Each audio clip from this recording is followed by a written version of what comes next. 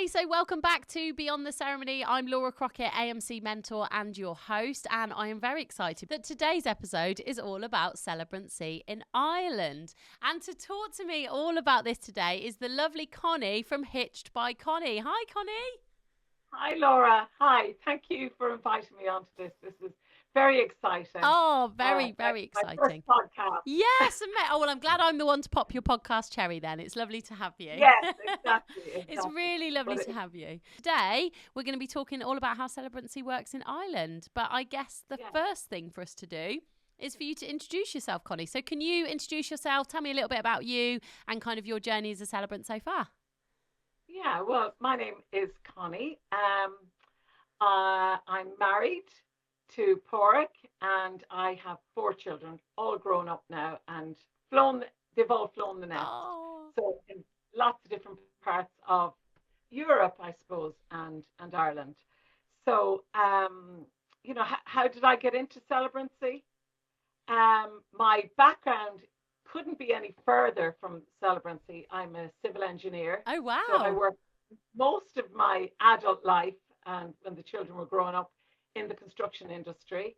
And as part of that, I suppose, uh, as an offshoot of that, I was developing properties. So, as an offshoot, doing up houses, selling them, things like that. Yeah. And then the big crash came. I don't know if you can even remember that, but the downturn came and that all got pushed to one side, even though I was still working in the construction industry. Yeah. I wasn't able, I suppose, to use my design flair, if you'd like, for the want of a better description.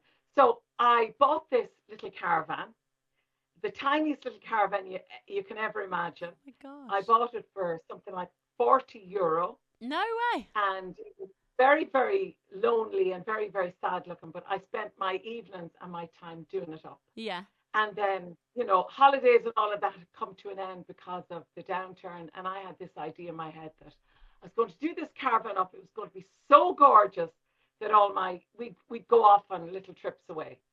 And it couldn't have been any further from the truth. There was absolutely no way anybody was coming anywhere with me in this caravan. But it was absolutely beautiful. I had it done up like a little doll's house. It was absolutely gorgeous. So then I had to start thinking, what am I going to do with this caravan? Yeah. So then came this idea that this is going back about 10 years ago now. I was going to turn it into a mobile cafe bar. Oh, I love this. That's what I did. So it was a mobile cafe bar, absolutely beautiful. But not just, pulling up anywhere and selling coffee. I just honed that down and I was doing afternoon or after ceremony teas and coffees after the wedding ceremony in the church grounds. Oh, that's amazing. Yeah, and then after that, it grew legs, and I was doing it at the wedding venues and cocktails, proseccos. So I was doing that for about 5 years, and guess what? The kids were all on board because it meant money to help me out. They were going to these weddings. They were having their sneaky little whatevers after the ceremonies themselves, and it actually turned out to be really, really exciting and really great fun because every time I did a wedding, I was doing with either one or more of the kids. They were all in their late teens, early 20s, so they loved it. Yeah. And of course, I loved it even more then. So that was really great fun. Then one day, or one particular time, we were doing a prosecco reception, and we were there maybe 2 hours in advance to get set up, and I had my daughter and my son with me, so I had lots of help. And I went off for a little walk because we were all set up and the ceremony was on the grounds, but it was down in a wooded area. Yeah. And I decided to go for a little walk and watch this ceremony, and I was absolutely blown away. Wow. I'd never seen or been at a celebrant ceremony before because it was relatively new to Ireland. Yeah. We don't have it here all that long. Yeah. And this was one of the first ones. So even with my cafe bar, they were all outside the churches. Yeah, yeah. And this was probably one of the first maybe at the time, but it was certainly my first one. And I Yeah. thought, I came running back up Oh. and I said to my daughter, you've got to come down and see this. It's absolutely incredible. It was in this old ruin of a church. It was so personal. It was so relaxed. Outdoors, which was, Oh, yeah. you know, beyond everything. Yeah. And all my life up to that, my working life was outdoor because I was in the construction industry, which was mainly outdoors. And yet, um, apart from all of that, being outdoors, being relaxed, it was still very, very respectful of Yeah. the fact that it was uh, something really important to this couple. At that particular time, I didn't even know the difference between a legal ceremony and whether it was a symbolic ceremony. Yeah. At that particular point in time, it did not matter to me. I just thought the whole thing that was It was beautiful. And amazing. it actually, to this day, I still don't know whether that was a symbolic or Yeah. or a legal ceremony. And Yeah. it really did not matter. I said to my daughter, I would love to do that. And she says, why don't you? And I said, sure, how could I do that? Anyway, that's how that Oh happened. my And gosh. I started to make more inquiries and then see more of them and hear, you know yourself when you touch something on Instagram or Oh, social yeah. media, oh, you're dealt this whole new feed of stuff that you've never even Absolutely. heard Uh-huh. of before, but you think the phone's listening, and it probably is. Yeah. I then went on to train with the Institute, the Irish Institute of Celebrants Yeah. in Ireland. And I did my training with them, and that was my first step into it. And Wow. it was amazing because even there, I met all these new contacts, these new people from completely different walks of life to Yeah. me. Yeah. Because when you're working in a certain industry, you know, you've got them and you're so busy and you're with your kids are small and you're so busy. So you're just with their parents, mostly moms, um, and maybe your old friends from school when you can grab them and your working life. So these, you know, you have those three little pockets of friends. Yeah. But then when I joined the Institute of Celebrants, they were from completely different walks of life, Yeah. completely different walks of life. So I still am friends with a lot of them. And I suppose that's how I got into it. Wow, that's amazing. And Yeah, just so incredible that you had your children with you. And were they really supportive from day one? Because we've spoken about that on yeah, previous episodes about having 100%. that support network around you. Yeah, hugely, hugely. They weren't children, they weren't babies. Yeah. They were all young adults. Yeah. And actually, you know, when I started into the celebrancy first, that was pre-COVID, Yes. Yeah. and I just started my journey, and of course, then it Uh took, huh. you know, it kind of stopped for a while. But I did other things during that time. I worked on my website. I worked on Yeah. my social media. I, you know, there was a gap to be filled, and I filled Yes. it during Yeah, during that's the COVID. good thing. It kind of gave you And that springboard, I yeah, guess, to get started. Yeah. yeah, exactly. So up to that, they were symbolic ceremonies. So I hadn't become a solemnizer at that stage. Yeah. So after during lockdown, all my kids came home to live at home because Oh, they were living in Dublin, and you know they were going to college but also working in Dublin. And I said, we all got such a scare, I suppose, such a fright at that yeah. stage. I said at one stage, listen, you either come, because I had vulnerable parents myself who lived nearby, Yeah. so it was all of this to think, what are we going to do? Yeah. um so we said, look, this is your chance. You either come home now or you stay where you are. Yeah. I said, we didn't know what was happening. Anyway, I said, your dad is going to work from home. I'm going to work from home. Um, so what we'll do is I'll have lunch on the table every day at 1 o'clock and dinner in the evening. Sold. Anyway, before I said dinner in the evening, so we're all Yeah, home. they're all back. They're all going, right, okay, mum, So what we're time's all back, lunch? and Oh, that's lovely. yeah, so we had a couple of lockdowns together and all working from home, all on Zoom calls. I was on Zoom calls preparing for my ceremonies Yeah. that were going to be soon. Some of them Yeah. were postponed, but it all still went on. And then after lockdown, boom, they were all gone. They Yeah. all left. Yeah, that's it. And They're like, bye, mum. yeah, that was it. They'd had enough. My eldest went to Dubai. My Oh second my went to God. Switzerland. Brianna went to Venice to do masters, and my youngest went to France to do his gap year. So they were Wow. all gone. My And goodness. then I said, right, I've got all this energy, all this passion. I want to take my celebrancy to the next level. Yeah. And that's when I joined Entheos, Yes. which is an organization that took me to the next level, is, if you like. Entheos shared the same values as me. Their foundation is firmly rooted in my core values, which is inclusivity, diversity, freedom, and choice. Yeah. And with that, then the belief that beautiful ceremonies and legal ceremonies should be accessible for all, no matter what your belief. Absolutely.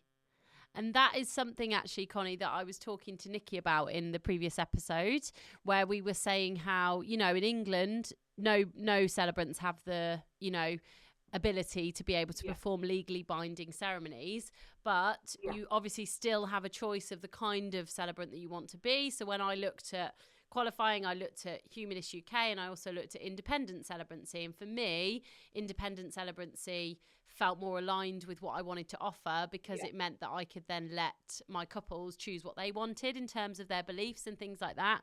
And that was something that was quite important to me. So is that kind of how it works with your ceremonies, Connie? You can include, religion and different cultures and beliefs if they want to? Yes. Yeah. So with Entheos,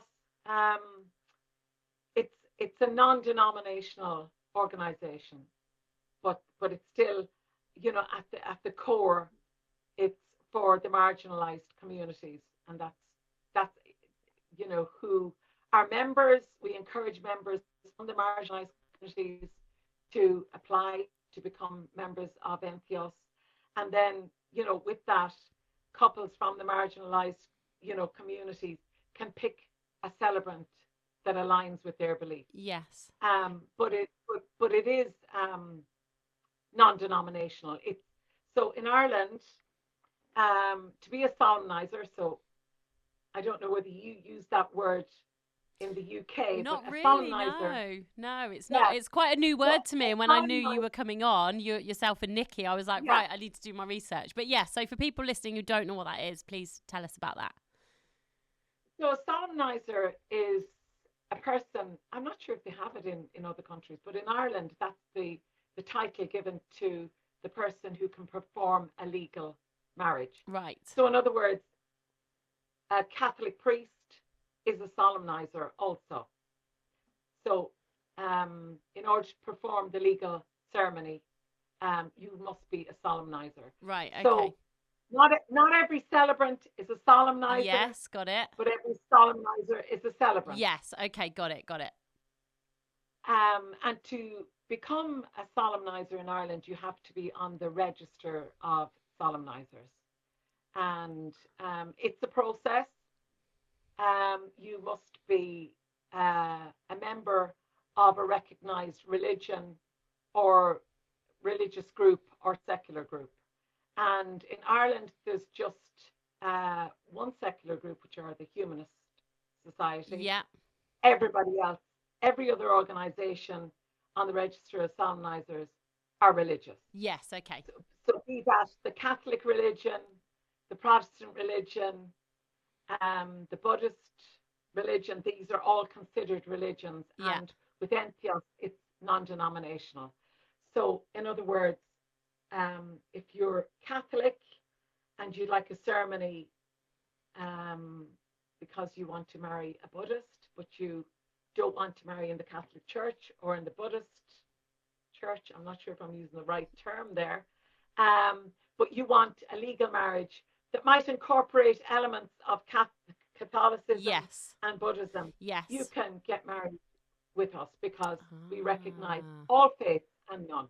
Right. That makes sense. Yeah, that makes sense. Yeah. So if you, I just say to my couples, you know, if you may not, you may not be a practicing Catholic, but your grandmother, your great grandmother may have brought you spent weekends with her, and when you spent weekends with her, she said these prayers to you every night. Yeah, yeah. And maybe your grandmother's going to be at that wedding at your ceremony, and you'd like that prayer said at your ceremony, you can have that. Yeah, Absolutely, absolutely. no Yeah. problem. And I think So that's so we recognize, important. yeah, Yeah, it really is so important to be yeah, able to recognize that. And I think, like we said, actually, what we're led by is the couple's wishes and what they want to include. yeah, So, like you say, it might not be exactly. that they are particularly religious, but it might be that they have religious elements that it's really important to them to Yeah, include in their ceremony, and yeah, rightly so. yeah. So, for instance, if you go to the registry office here in Ireland, and you just have your civil ceremony. That's the civil ceremony in Ireland. Is the registry office. Yeah, There's no religion there. You can't say a prayer. yeah, There's no religion yeah. That's like it is here with whatsoever. registrars. Yeah, Yeah, yeah. So you can.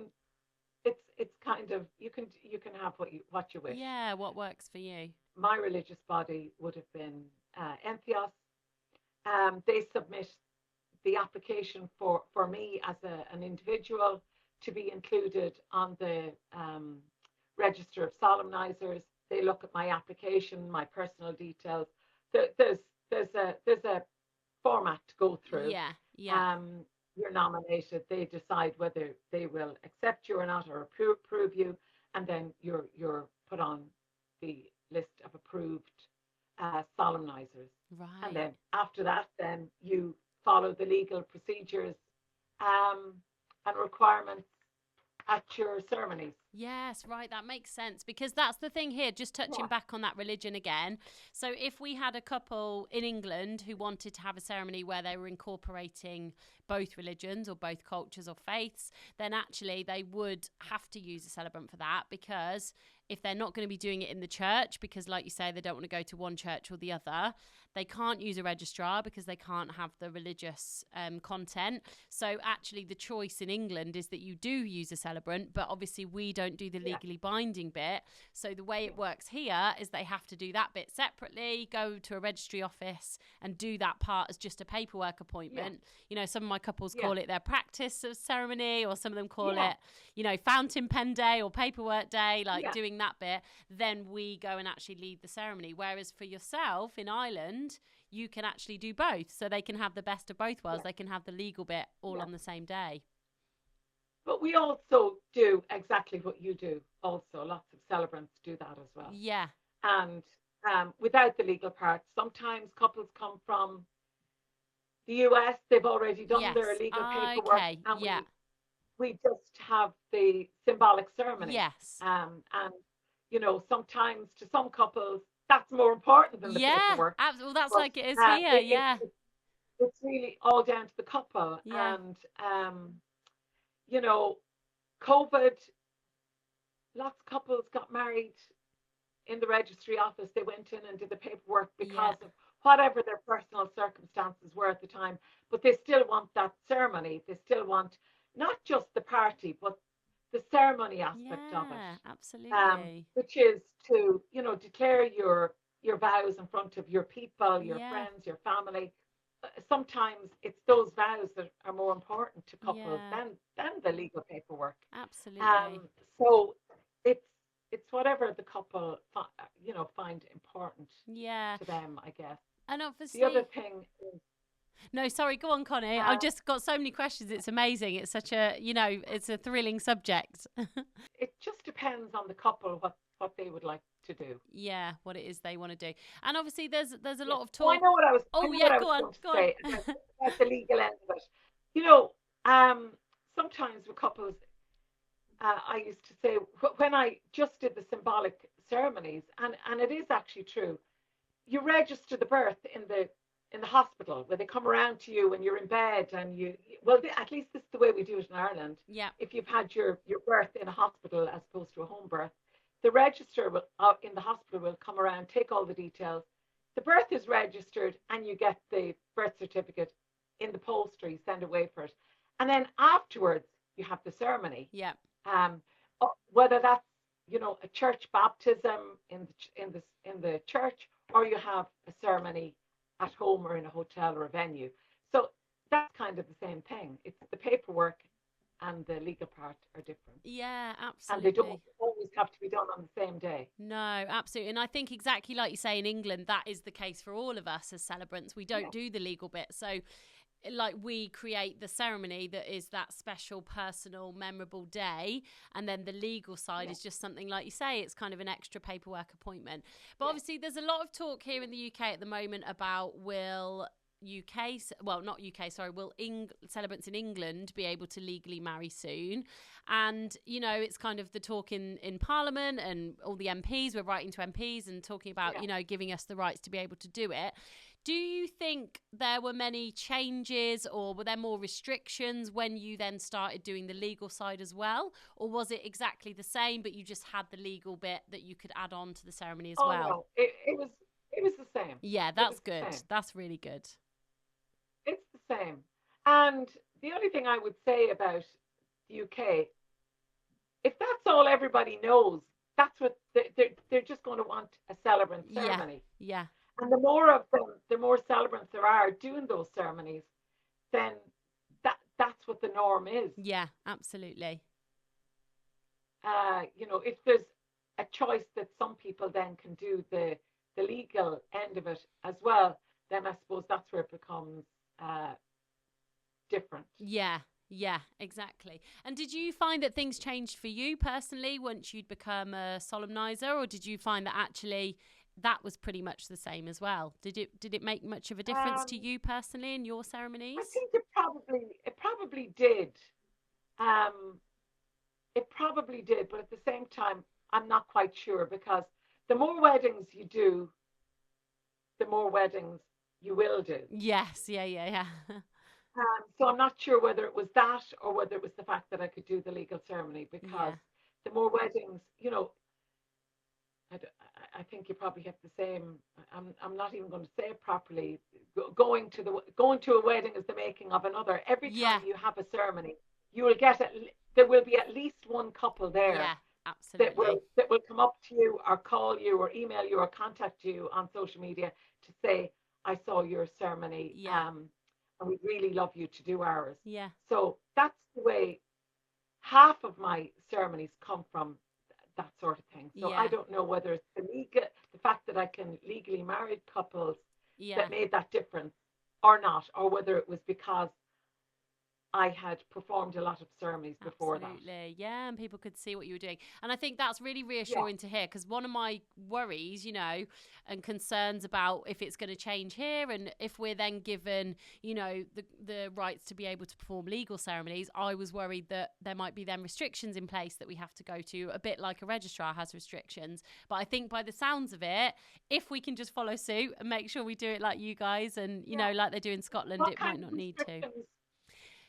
What kind of restrictions are you thinking of? Yeah, well, the things like the content, so the religious side of it, it's so refreshing to hear that can still be something, because I think I get quite a lot of couples who actually say, no, we actually want to make sure that we are, giving a nod to our beliefs and on honouring our heritage with our family, and whether that be, religious heritage or things like that. And just things like, a lot of our symbolic elements might involve alcohol, stuff like that. So, other restrictions and things like that I was kind of concerned about, but it's reassuring to hear. There are restrictions as regards alcohol. Yeah, that's the downside. Because it's a legal ceremony, and it's illegal. Just can't think of the word.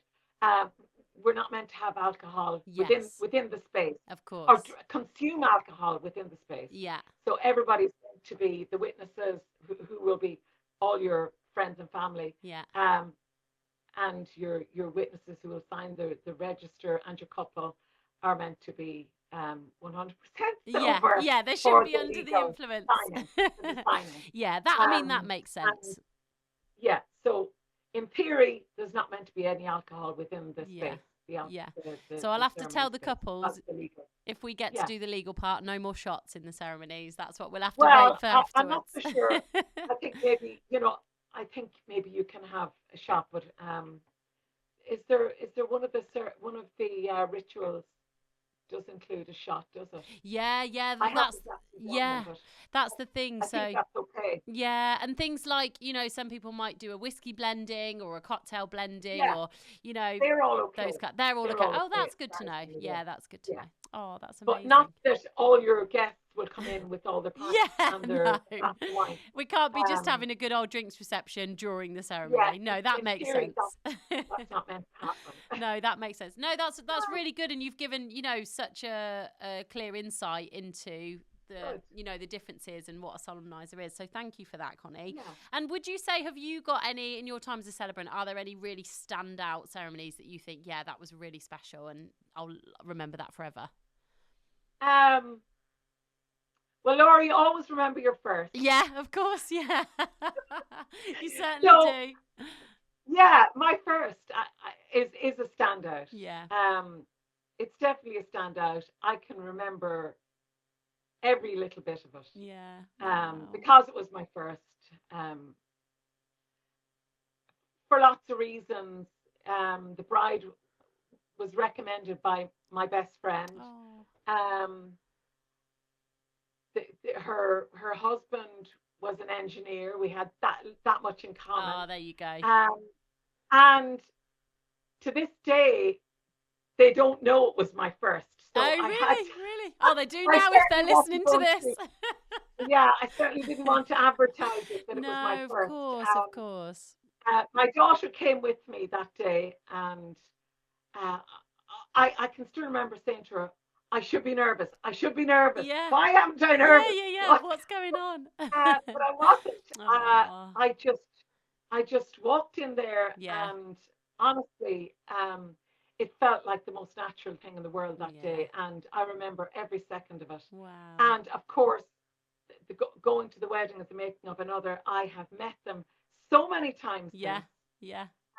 Because I've married a few of their friends, and they have 2 children now.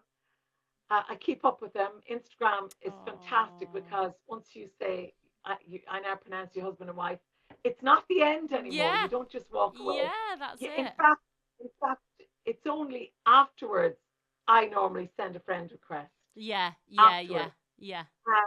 Because I don't really want.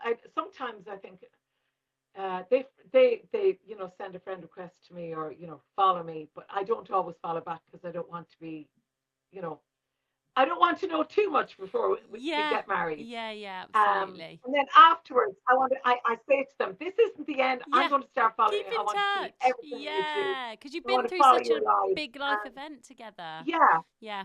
Absolutely. I just want to I don't want it to end. Yeah, put it that absolutely. way. Absolutely. So it's beautiful. And then my last one, I suppose, that's also in my mind, which were these 2 beautiful, gorgeous men. One was from the US, the other was from Ukraine. Oh. They came to Ireland to get married in this beautiful castle. It was magical on so many levels. Just beautiful. Oh, gorgeous. Absolutely gorgeous. That's the and thing. I know I will stay in touch with them. Yeah. I know I will, because we went through a lot together on all our calls, and it was just gorgeous. So they're the 2 that just popped into my mind. Yeah, they're the 2. That's the thing. They're all memorable for different reasons, aren't they? And I think that's the thing. You could talk about every ceremony, and there's so many things that you take away from it. But that's so nice. And like you say, that first one is so special. And I think you're not alone in the fact that you don't want to, tell people it's your first ceremony. I think we hear that a lot of new celebrants. They're like, I don't want to say. But actually, I think sometimes a couple find it really, a privilege that they're the first one that you've done. But I think, like you say, tell them afterwards when it's all gone really well, so that they don't worry. To know basis. Yeah, exactly. Yeah, and you've done all the training, so you've got every right to be there. Everyone has to start somewhere, but it's also like you say. Sure. I know it can be nerve-wracking to share that information with a couple. You don't want to, them to worry for any reason.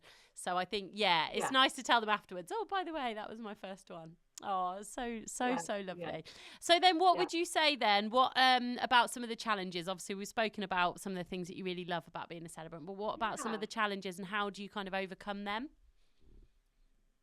Um, so I guess the traveling sometimes can be a challenge in wintertime because, you've probably met up with a couple maybe 2 years before that. Yeah. Um, it can be a challenge, but for me, I can overcome that because of the stage I am in my life at Yeah. the moment. My children are all grown up. My husband, although he works incredibly long hours, um, he loves golf. Oh, there So we go. if there's a place that might be far away, obviously you have plenty of notice of Yeah. that venue Yeah. at least a year in advance. I can put that into the diary and say, Cork, how about we spend a night there if it's in Cork or Kerry, Yeah. and you go playing golf that day while I'm off at the Sold. ceremony and we make a night of it. And that's just a slight challenge I can turn around to Of my benefit. course. Yeah, of Um, course. Another challenge, I suppose, is I find it very difficult to say to couples, I can't do your ceremony if they want me to, especially Yeah. if I've met them before, if they're if they know me, if they're friends and family. But if you've already got a wedding booked in, that's very difficult Yeah, to. that is really You can't. hard. You just can't have a second one. No, The exactly. other challenge, I suppose, is the hours are very unsociable Yes. Yeah, yeah. It's all the weekends, it's all because the ev- evenings. yeah, and it's not just for 40 minutes No, on that day. exactly. No. Um, you've got the whole morning getting into the zone, Yeah. titivating, as I call Yeah. it. And every day that goes by, it takes longer to get ready. Yeah, yeah, yeah. I totally feel you. Um, and I like to look my best, which means a long time getting ready. Yeah.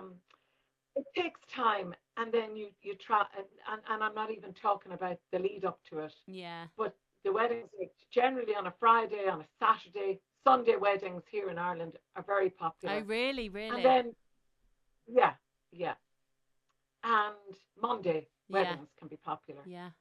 Uh, so the unsociable hours are difficult. Mm. Then your evenings are taken up with your discovery calls, your catch up calls with the couples Yeah.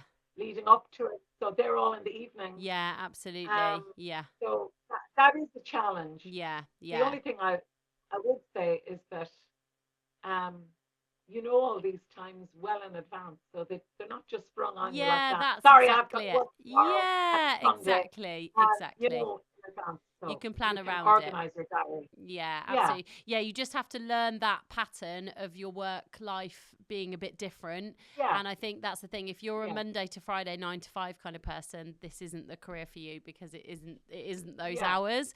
And obviously when people are yeah. planning a And the wedding, challenge, they're doing it alongside their yeah, own jobs. So we need to fit around those yeah. hours And I too. suppose the challenge is to fit it in with your Yeah. partner and their working hours. Yeah, absolutely. And yeah, Finding that juggle. Yeah, totally. And I think like you were saying finding about the that getting sweet ready, spot.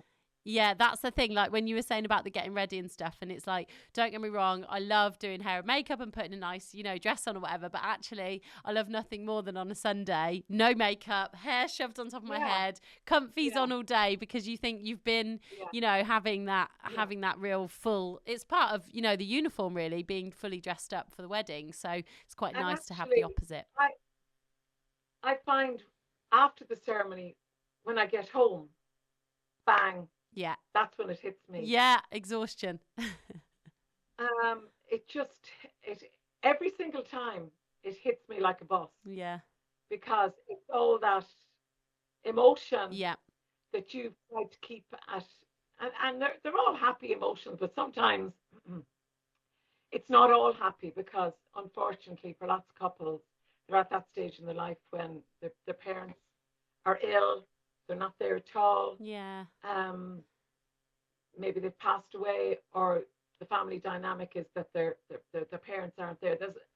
There's so many things that make it very difficult for couples on their wedding day. Yeah. And that emotion passes on to us as well, because we know not everybody in the their guest list know the full story, but we probably know a lot of it because they've told us. Yeah. And that can be quite hard to keep together, and you have to do it, and then when you get home you let go. Yeah, absolutely. And so that day goes on for a long time. It starts when you get up in the morning, obviously, and you're starting to get ready, and you're trying to think about your ceremony and get in the right zone. Yeah.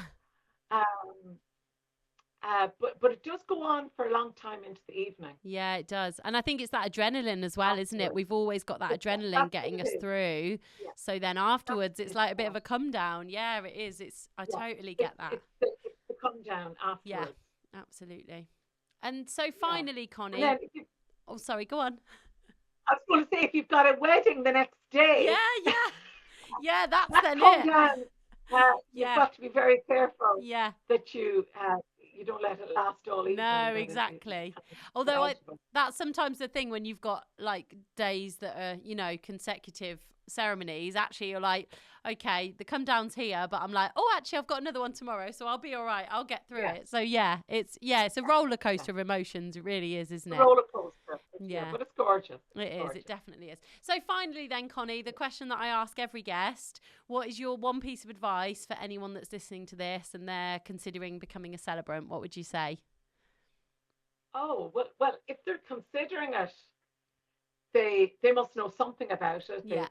They've been to a ceremony, that's been celebrant led, or it didn't just pop out of nowhere. So they've seen it and they've had to think about it in the first place. And if they have, I would say go for it. Yeah. There is education involved, training, but education's no burden. You go for it. Whether you use it or not, you will still learn life skills within that training that will help you along a path, whatever path you take. So I would say to go for it. And, if it's not the right time as regards where you are in life with your family, rearing your family, what age they are, it won't be a burden to do that training. Yeah. I have to say, celebrants that have small children and they juggle all that, I don't know how they do. I don't know how they do it, but they do make it work, because lots of the celebrants that I have trained with have young families, but they make it work. Yeah. And I suppose that is the good thing about Celebrancy, is you do know when your dates are for your ceremonies well in advance. They don't just happen next week and you've got to get a babysitter. You do know well in advance, so you can make those arrangements. Yeah, plan things around. So the other thing I would say is that if you do go to the training and take on, embrace that training, find your tribe, because you will need a tribe to lean on. You can't do it on your own. No. It's not completely independent. You need a tribe with you. Yeah. Because, you learn all the time from other celebrants. Yeah. Because you can't go in with just a cookie cutter and do all ceremonies the same. Exactly. That won't work. No, so, exactly. A couple might come to you and ask you to do this, that, or the other. The first thing I'll do is I talk to my tribe. Yeah. And run that by them. And what do you think? Because some questions can be tricky. Yeah. Some requests can be tricky. Absolutely. Yeah. And we don't know the answers to everything, so we do need to run by. And I can't run everything by my family because they won't know either. Yeah. So you do need others to learn from and to lean on. And we get sick. We need somebody to replace us. Yeah, and 100%. It's very important that you have somebody that will have your back and that you can depend on. Yeah, absolutely. And that'll take a number of people, not just one person. Yeah, but get your tribe. I don't know whether I answered. No, it's great. You did. Question. You more than answered it. It was brilliant, Connie. No, thank you. Honestly, thank you so much for coming on, Connie. And if people want to find out more about you, if they want to, check you out on socials or your website or anything, where can they find you? Hitched by Connie on Instagram. My favorite place. It's Yeah, absolutely. Me too. Guilty. fantastic. I love it. I love it. I love it for keeping in touch with my Yeah. couples. I know there's a downside, but I'm a little bit tunnel visioned when I go onto Instagram. Yeah. It's just wedding, Yeah, mainly absolutely. weddings. Yeah, same as Uh, me. and a picture tells 1,000 words. So when I'm chatting to my couples, I just say, go onto my Instagram and you'll see. You do get an idea of what your personality is like. Yeah. Not all of it, because obviously you prepare for some of it. And I Yeah. don't do lives. I come out in a Yeah, no. rash. I did it once. I just can't. I just You are can't. funny. Enough said. Yeah. Um, but yeah, Instagram Hitched by Connie. Yeah. My website is hitchedbyconnie.ie, the Irish website. Perfect. I'm on Facebook as well, but I'm not great with Facebook. Yeah, that's I okay. We'll go prefer for Instagram. Instagram or your website. That sounds Yeah, good. Well, thank you so, so much, Connie, and good luck for the rest of the year, the rest of your weddings, and thank you again for coming on. and you too. And I'm also on the Celebrant directory, of course. Oh, perfect. Um, Yeah, yeah, of yeah. course. We can find you So there too. thank you, All Laura. It right. was a pleasure No, you're to so talk about welcome. myself. No, you were great. You were great, Connie, honestly. You were absolutely brilliant. Thank you so much. Okay. Thank you, Laura. It was a pleasure. And thank you for choosing me to talk about celebrancy in Ireland.